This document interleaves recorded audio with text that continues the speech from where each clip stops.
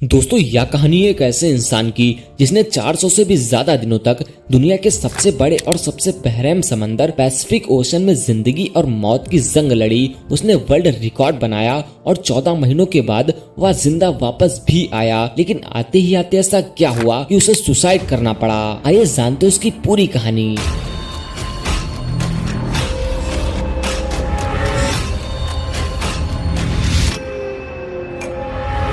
Pacific ocean का नाम सुनते ही लोगों को पसीना आ जाते हैं। पूरी दुनिया में 71% पानी है जो 4 ओशंस में बटा हुआ है, अटलांटिक, पैसिफिक, इंडियन और आर्कटिक। इनमें से सबसे बड़ा ओशन पैसिफिक ही है। पैसिफिक ओशन में 14 महीनों तक जिंदा रहने वाले इंसान का नाम होसे साल्वाडोर था। इस इंसान के पास 7 फुट की एक छोटी सी बोट थी जिस पर सीधा लेटना भी मुमकिन नहीं था। होसे 1 साल से भी ज्यादा समय तक इस बोट पर जिंदा रहा। उसने समंदर की बेरहमी का मुकाबला किया और एक वर्ल्ड रिकॉर्ड भी बनाया जिसे आज तक कोई भी इंसान तोड़ नहीं सका है। होसे सिर्फ अपनी किस्मत से मजबूर था कि वह इस बदतर मुसीबत में फंस गया। यह घटना 2012 की है। होसे 36 साल का एक तजुर्बेकार मछुआरा था जो मैक्सिको के एक छोटे से गांव कोस्टा अंजुला में रहता था। 17 नवंबर 2012 को होसे और उसका एक साथी मिलकर मछली पकड़ने निकलते हैं। जैसे वे मामूल के मुताबिक अपनी 7 फुट की एक छोटी सी बोट पर करते हैं। इस बोट पर वे ज्यादा दूर जाकर मछली नहीं पकड़ सकते हैं क्योंकि बोट बहुत ही ज्यादा छोटी थी। इस पर एक इंजन और एक फ्रिज था, इसलिए वे कुछ ही मछलियां पकड़ सकते थे। दोनों ने 30 घंटों में वापस आने का फैसला किया और मैक्सिको के साहिल से 120 किलोमीटर दूर निकल पड़े। जब वे अपना जाल समंदर में बिछा रहे थे तभी अचानक एक खतरनाक समुद्री तूफान उनकी तरफ आता हुआ नजर आता है। वक्त बचाने के लिए वे अपना जाल वहीं पर छोड़ देते हैं और बोट को फुल स्पीड में भगाने लगते हैं। वे 6 घंटों तक साहिल से सिर्फ 20 किलोमीटर की दूरी पर ही थे कि बोट का इंजन अचानक खराब हो जाता है। उन्हें साहिल भी दिख रहा था और उनका गांव भी, लेकिन तूफान काफी पीछे रह गया था। उनके पास एक रेडियो था जिसके जरिए उन्होंने अपनी लोकेशन अपने बॉस को भेज दी और जवाब का इंतजार करने लगे। लेकिन किस्मत इतनी खराब निकली कि रेडियो की बैटरी भी डेड हो गई थी। एक तरफ वे साहिल को देख रहे थे और दूसरी तरफ अपनी तरफ आते हुए तूफान को, जो बेहद ही खतरनाक था। तूफान के साथ साथ हवाएं इतनी तेज थी कि मानो इन्हें जिंदा ही निगल जाएंगी।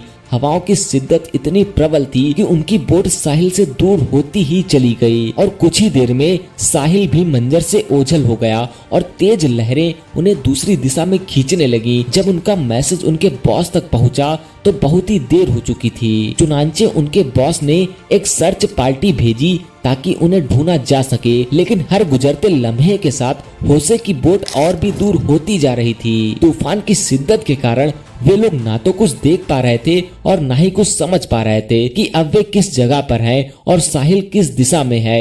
हैरानी की बात तो यह है कि सिर्फ 5 दिनों में उनकी बोट साहिल से 450 किलोमीटर दूरी पर पहुंच चुकी थी। छोटी बोट होने के कारण उन्हें ढूंढ पाना और भी मुश्किल होता जा रहा था। उनके पास ना तो कोई फ्लेयर गन थी और ना ही आग जलाने का कोई साधन ताकि वे धुएं से किसी को सिग्नल भेज सकें। दोनों एक दूसरे को देखकर मन ही मन सोचने लगे कि शायद अब उनका बच पाना मुश्किल है। 2 दिन पहले उनका खाना खत्म हो चुका था। मछली पकड़ने के लिए उनके पास कोई साजो सामान नहीं था क्योंकि जाल वे पहले ही छोड़ चुके थे। भूख से दोनों का हाल बुरा हो गया था। तभी अचानक से एक परिंदा उनकी बोट पर आ बैठा। परिंदा बोट पर आकर बैठता है तो दोनों एक दूसरे की तरफ देखते हैं और अचानक उस परिंदे पर हमला कर देते हैं, लेकिन वे उसे पकड़ नहीं पाते हैं। उन्हें पता था कि परिंदा फिर से आ सकता है। कुछ ही देर में एक और परिंदा आता है। इस बार दोनों बहुत सोच समझकर उसे पकड़ने का प्लान बनाते हैं और आखिरकार वे कामयाब हो जाते हैं। इस तरह दोनों अपनी भूख को मिटाने के लिए बोट पर आने वाले परिंदों से अपना गुजारा करते हैं। समंदर का खारा पानी पीने से इंसान की मौत हो सकती है, इसलिए उन्होंने बारिश के पानी को प्लास्टिक की बोतलों में स्टोर करना शुरू कर दिया जिसे पीकर वे जिंदा रहते थे। लेकिन जब बारिश नहीं होती थी तब वे प्यास बुझाने के के लिए मछलियों और टर्टल्स का खून पीते थे, लेकिन यह तब जब वे उन्हें पकड़ने में कामयाब हो जाते थे। दिन गुजरते गए और फिर महीने बीत गए। ये दोनों जिस मानसिक यातना से गुजर रहे थे उसे इमेजिन करना भी हमारे लिए बहुत ही मुश्किल है। आखिरकार होसे का साथी इस यातना को सहन नहीं कर सका और 4 महीनों के बाद उसने आत्महत्या कर ली। अब बोट पर सिर्फ होसे अकेले था और उसके चारों तरफ पानी ही पानी था, जिसे देखकर उसे जिंदगी की कोई उम्मीद बाकी नजर नहीं आ रही थी। हालात से तंग आकर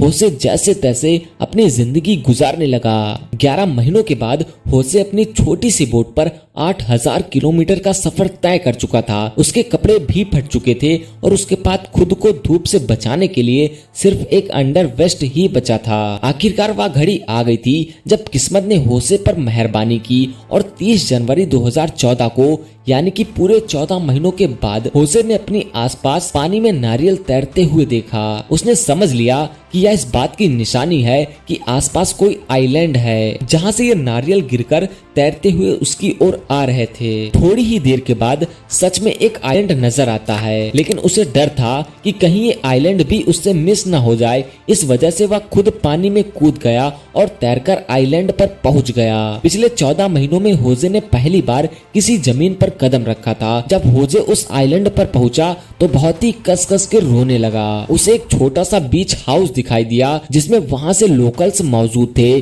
पिछले 338 दिनों में यह पहली बार था जब होसे ने किसी इंसान के साथ संपर्क हुआ था। यह आइलैंड मार्शल आइलैंड का एक रिमोट आइलैंड था जिसे इबन आटोनी कहा जाता है। होसे की किस्मत अच्छी थी कि वह खुद से इस आइलैंड के करीब पहुंच गया, वरना अगर यह आइलैंड उससे मिस हो जाता तो उसका अगला स्टॉप फिलीपींस होता, जो इस आइलैंड से 5000 किलोमीटर दूर था। होसे को वहां से अपने घर वापस भेजा गया, लेकिन पहुंचते ही वह एक और मुसीबत में फंस गया। वापस पहुंचने पर होसे ने 438 दिनों के नाम से एक किताब भी पब्लिश की, लेकिन उस पर अपने साथी को मारने का इल्जाम लगाकर केस कर दिया गया। वही साथी जिसने होसे के मुताबिक सुसाइड किया था। इतने कष्ट सहन करने के बाद भी जिंदा वापस आने वाले इस शख्स ने अपनी सफाई पेश करने में असफल रहा और उसे जेल भेज दिया गया। परेशान होकर होसे ने आत्महत्या कर ली और इस तरह यह कहानी समाप्त हो गई। और दोस्तों, इस वीडियो के बारे में आप लोगों का क्या राय है कमेंट बॉक्स में जरूर